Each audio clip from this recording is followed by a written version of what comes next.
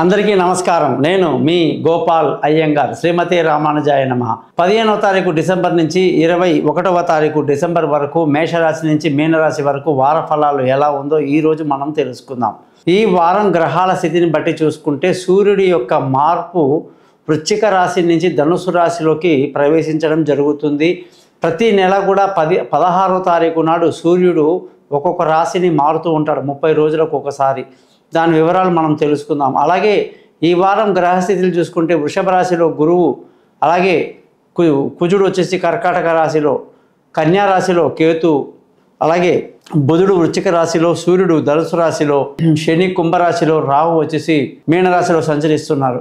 చంద్రుడు వృషభం, మిథునం, కర్కాటకం, సింహం వరకు ప్రయాణిస్తున్నారు.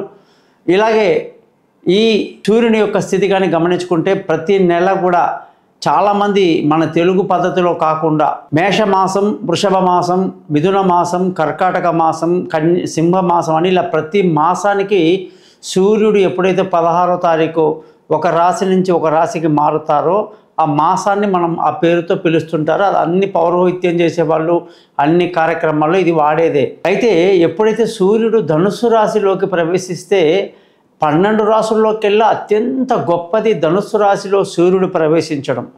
ధనుస్సు రాశి గురువుకి సంబంధించిన రాశి. ఈ రాశిలోకి గురువు సూర్యుడు మంచి స్నేహితులు అన్నమాట.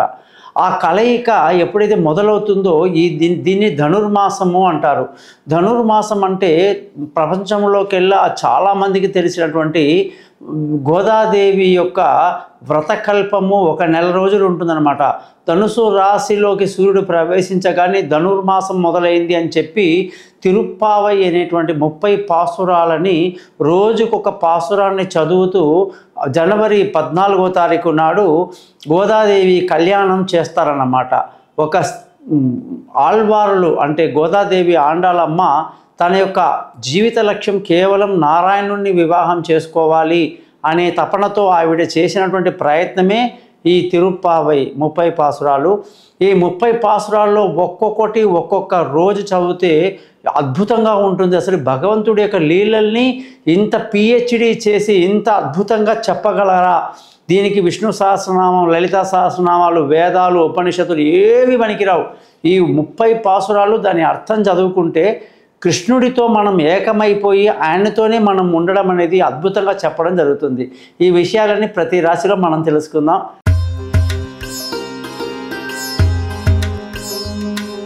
మీనరాశి వాళ్ళకి 15వ తారీఖు డిసెంబర్ నుంచి 21వ తారీఖు డిసెంబర్ వరకు ఏ విధంగా వారఫలం ఉందో తెలుసుకుందాం. ఈ వారం సూర్యుడి యొక్క మార్పు ధనుసు రాశిలో వచ్చింది. 16వ తారీఖు డిసెంబర్ నుంచి 16వ తారీఖు జనవరి వరకు సూర్యుడు ఇదే రాశిలో ఉంటాడు. కాబట్టి మీనరాశి వాళ్లకు సూర్యుడు పరమశత్రు స్థానం అన్నాడు. 6వ ఇంటి ఓనర్, పరమశత్రువు. శత్రువు ఎప్పుడు శత్రువు స్థానంలో ఉండాలి, మిత్రులు ఎప్పుడు మిత్రుల స్థానంలో ఉండాలి. అది జాతకం అంటే. చాలామందికి ఈ విషయాలు తెలియవు. సూర్యుడు ఎప్పుడైతే ధనుసులో ఉండి దశమ స్థానంలో ఉన్నాడో ఆరోగ్యం పట్ల బాగా ఇబ్బందికరమైన పరిస్థితి వస్తుంది. మామూలుగానే ఏలినాటి శని నడుస్తుంది మాకు మీన రాశి వాళ్ళకి. ఏలినాటి శనికి సూర్యుడు కూడా బాగా లేకపోతే ఇబ్బందులు వస్తాయి. ఆరోగ్యం పట్ల బాగా శ్రద్ధ వహించాలి. శత్రువులు ఎక్కువ అవుతారు. అప్పుల ఒత్తిడి, రుణం, బాధ ఎక్కువ ఉంటుంది. కాబట్టి ఇలాంటి విషయాల్లో ఈ మార్పు కనిపిస్తుందని చెప్పేసి మీన రాశి వాళ్ళకి తెలియజేస్తూ ఈ వారం అంతా కూడా మీరు గురు మంత్రాన్ని బాగా చదువుకోండి. బ్రహ్మాండమైనటువంటి గురువుని ఎంచుకోండి. గురువు యొక్క మార్గంలో వెళ్ళండి. గురువు చెప్పిన విధంగా చేయండి. ప్రతి రోజు కూడా వీలైతే గురువు యొక్క గుడికి, దత్తాత్రేయ స్వామి, ఆంజనేయ స్వామి, ఇంకా నచ్చిన గురువు గుడికి వెళ్ళి శనగలు ప్రసాదం చేస్తూ చక్కగా గురు మంత్రాన్ని 16 సార్లు చదువుకోండి. అనేక మేలు జరుగుతాయి. కనకపుష్యరాగం రాయిని ధరించండి. డాలర్గా మెళ్ళో పెట్టుకోండి, లేదా చూపుడు వెలుగు పెట్టుకోండి. అన్ని మా దగ్గర లభిస్తాయి. జాతకాన్ని మీరు తెలుసుకోండి. ముఖ్యంగా నేను ఎందుకు ఈ గ్రహస్థితి బాగాలేదని చెప్తున్నానంటే గురువు 3వ ఇంట్లో శుక్రుడి ఇంట్లో శత్రుస్థానంలో ఉండడం వల్ల చికాకులు ఎక్కువ, అనుకున్నవి జరగక ఇబ్బందులు అవుతున్నాయి. ఏలినాటి శని ప్రభావం, గురువు బాగా లేకపోవటం, ఇప్పుడు సూర్యుడు బాగా లేకపోవటం, ఇవన్నీ చూసుకుంటే మీ జాతకం తెలుసుకోండి. Date of birth, time of birth, place of birth నాకు పంపించండి. మీ జాతకం మొత్తం రెడీ చేసి మీతో 50 పేజీలు PDF చేసి మాట్లాడతా. పరిహారాలు చెప్తాను, సింపుల్గా చెప్తాను. అందుకే నా ఛానల్ పేరు thesimple.astrologer.com. దయచేసి ఈ ఛానల్ని సబ్స్క్రైబ్ చేయడం మాత్రం మర్చిపోవద్దు. బంధువులకి, స్నేహితులకు చెప్పడం అసలే మర్చిపోవద్దు. ఈ వారంలో ధన ఆదాయం బాగుంది, కుటుంబ సంతోషం బాగుంది, పిల్లల చదువులు బాగున్నాయి, అనేక రూపాలుగా డబ్బు వస్తుంది, కుటుంబంలో సంతోషాన్ని నింపుతారు. అలాగే బంధువుల స్నేహితుల సహాయ సహకారాలు గతంలో కన్నా మెరుగ్గా ఉంటుంది. మానసిక ధైర్యం కూడా బాగానే ఉంటుంది, ఇబ్బంది ఏం లేదు. విలువైన వస్తువులు, భూములు, ఇల్లు, వాహనాలు, స్థిరచర ఆస్తులన్నీ కొనటానికి అమ్మటానికి ఎంతో అనుకూలంగా ఉంది, లాభదాయకంగా ఉంది. తల్లి ఆశీస్సులు, ఆరోగ్యం బాగుంది. సంతానం విషయంలో వాళ్ళ డెవలప్మెంట్, వాళ్ళ చదువులు, వాళ్ళ విదేశీ ప్రయాణాలు, అనుకున్న చోట్ల సీటు కాలేజీలో దొరకటం, సబ్జెక్టులు దొరకటం సంతోషాన్ని కలిగిస్తుంది. తెలివైన నిర్ణయాలు తీసుకుంటారు, బ్రహ్మాండంగా ఉంది. ఆరోగ్యం పట్ల చాలా జాగ్రత్తగా ఉండాలి, అప్రమత్తంగా ఉండడం ఈ రాశి వాళ్ళకి ఎంతైనా మంచిది. ముఖ్యంగా భార్య భర్తల మధ్య చక్కటి సయోధ్య కలిగి సంతోషంగా ఆనందంగా గడుపుతారు. పెళ్ళి కాని వాళ్ళకు పెళ్లి కుదురుతుంది, దూరంగా ఉన్న వాళ్ళు కలుసుకుంటారు. పెళ్ళి కాని వాళ్ళకు పెళ్లి కుదురుతుంది. అలా విధంగా ప్రేమికులకు ఎంతో అనుకూలమైన వారంగా ఈ వారాన్ని చెప్పాలి.